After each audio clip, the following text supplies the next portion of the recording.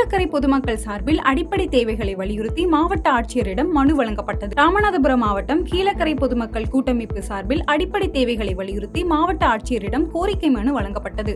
மேலும் அப்பகுதி மக்கள் பேருந்து நிலையம் செல்லக்கூடிய சாலையை சீர் செய்தல், பேருந்து நிலையத்தில் அனைத்து பேருந்துகளும் வருவதற்கு நடவடிக்கை எடுத்தல் உள்ளிட்ட பல்வேறு கோரிக்கைகளை முன்வைத்தனர். அரியாக்குப்பம் அருகே சாலை விரிவாக்க பணிக்கு எதிர்ப்பு தெரிவித்து அப்பகுதி மக்கள் குழிக்குள் இறங்கி போராட்டத்தில் ஈடுபட்டனர். புதுச்சேரியில் அரியாக்குப்பம் அருகே சாலை விரிவாக்க பணிக்கு எதிர்ப்பு தெரிவித்து குடியிருப்பு வாசிகள் குழிக்குள் இறங்கி போராட்டத்தில் ஈடுபட்டனர். மேலும் இப்போராட்டத்தில் பெண் ஒருவர் அருகில் இருந்த குளத்தில் விழுந்து தற்கொலைக்கு முயன்ற சம்பவம் பரபரப்பை ஏற்படுத்தியது. சங்கராபுரம் அருகே பூட்டி வைக்கப்பட்ட சுகாதார நிலையத்தை திறக்க கோரி பொதுமக்கள் சுகாதார நிர்வாகிகளிடம் கோரிக்கை வைத்துள்ளனர். கள்ளக்குறிச்சி மாவட்டம் மஞ்சப்புத்தூர் கிராமத்தில் 6 மாதங்களுக்கு முன்பு 30 லட்சம் ரூபாய் மதிப்பீட்டில் கட்டப்பட்ட புதிய சுகாதார நிலையம் பயன்பாட்டில் இல்லாமல் பூட்டிய நிலையில் உள்ளது. இதனால் அவசர சிகிச்சைக்கு பொதுமக்கள் பலரும் பாதிக்கப்படுவதால் மாவட்ட சுகாதார நிர்வாகிகளிடம் துணை சுகாதார நிலையத்தை பயன்பாட்டிற்கு கொண்டு வர வேண்டும் என்று கிராம மக்கள் கோரிக்கை வைத்துள்ளனர். திருவண்ணாமலை மாவட்டம் வந்தவாசியில் ஜாகிர் உசைன் என்பவர் ஆட்டோ வைத்திருக்கும் நபர்களிடம் வாடகைக்கு ஆட்டோவை எடுத்து அதை அடமானம் வைத்தும் சில ஆட்டோக்களை விற்பனை செய்தும் வந்துள்ளார். இந்நிலையில் அச்சம்பவத்தில் ஈடுபட்ட ஜாகிர் உசைனை போலீசார் கைது செய்து விசாரணை மேற்கொண்டு வருகின்றனர். ஊத்துக்கோட்டையில் அரசு பள்ளியில் பயிலும் மாணவர்கள் ஒருவரை ஒருவர் தாக்கிக் கொண்ட சம்பவம் பரபரப்பை ஏற்படுத்தியுள்ளது. திருவள்ளூர் மாவட்டம் ஊத்துக்கோட்டையில் உள்ள அரசு பள்ளியில் பயிலும் மாணவர்கள் பேருந்து நிலையத்தில் 2 குழுக்களாக பிரிந்து ஒருவரை ஒருவர் தாக்கிக் கொண்டனர்.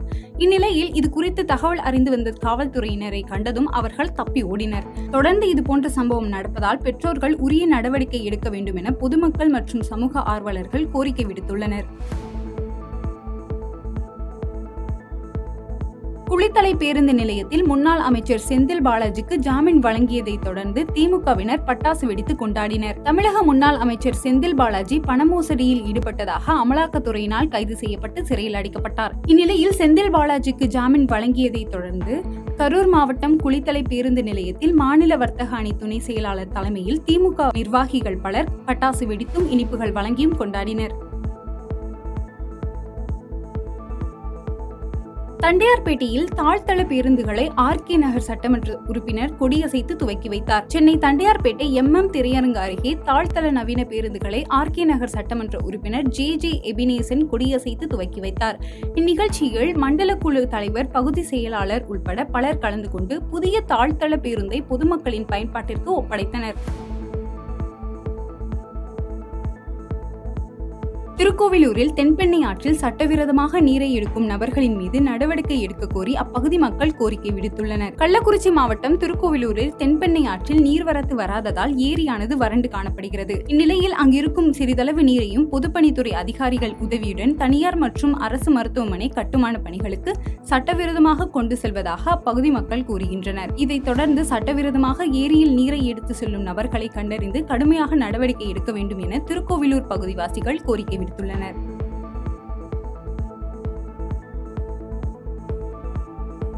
சென்னை ராயபுரம் சிமெண்ட் ரோடு சந்திப்பில் தமிழக வெற்றி கழக இளைஞரணி சார்பில் தமிழக கழக கொடியினை வடசென்னை கிழக்கு மாவட்ட இளைஞரணி தலைவர் ராயபுரம் நவீன் தலைமையில் கழகத்தின் கொடியினை ஏற்றி பொதுமக்களுக்கு இனிப்புகளை வழங்கினார். இதனைத் தொடர்ந்து ஆட்டோ ஓட்டுநர்கள், தூய்மை பணியாளர்கள் மற்றும் ஏழை எளியவர்கள் என 100க்கும் மேற்பட்டோர்களுக்கு நலத்திட்ட உதவிகள் வழங்கப்பட்டது. ராணிப்பேட்டை மாவட்டம் சோளிங்கர் வட்டார வளர்ச்சி அலுவலகத்தில் தமிழ்நாடு மகளிர் மேம்பாட்டு திட்டத்தின் கீழ் கிராம வளமை விரிவாக்க திட்டம் தயாரித்தல் குறித்து பயிற்சி நடைபெற்றது. இந்த பயிற்சியில் சிறப்பு அழைப்பாளராக சோளிங்கர் ஒன்றிய குழு தலைவர் கலைக்குமார் கலந்து கொண்டு பஞ்சாயத்து தலைவர்களுக்கும் செயலாளர்களுக்கும் கிராம வளர்ச்சி திட்டங்களை குறித்து பேசினார். விழுப்புரத்தில் நேரு யுவேந்திரா அமைப்பின் சார்பில் தூய்மை பாரதத்தை வலியுறுத்தி சுமார் 300க்கும் மேற்பட்ட கல்லூரி மாணவர்கள் பேரணியாக சென்றனர். பேரணியில் விழிப்புணர்வு குறித்த பதாகைகளை கையில் ஏந்தியவாறு தூய்மை பாரதம் பற்றியும் தங்களை சுற்றியுள்ள பகுதிகளை தூய்மையாக வைத்துக் கொள்வது பற்றியும் பொதுமக்களுக்கு விழிப்புணர்வை ஏற்படுத்தினர். திருவண்ணாமலை மாவட்டம் செங்கம் அடுத்த கரியமங்கலம் பகுதியில் புதியதாக திறக்கப்பட்ட சுங்கச்சாவடியில் 20 கிலோமீட்டர் சுற்றளவில் உள்ள வாகனங்களுக்கு சுங்க கட்டண வரி விலக்கு ஏற்படுத்தி தர வலியுறுத்தி வாகன உரிமையாளர்கள் சுங்கச்சாவடி அலுவலகத்தில் வாகனங்களை நிறுத்தி முற்றுகை போராட்டத்தில் ஈடுபட்டனர். பின்னர் தகவல் அறிந்து சம்பவ இடத்திற்கு விரைந்து வந்த செங்கம் காவல் ஆய்வாளர் வாகன உரிமையாளர்களிடம் சமரச பேச்சுவார்த்தையில் ஈடுபட்டதை அடுத்து அவர்கள் அங்கிருந்து கலைந்து சென்றனர்.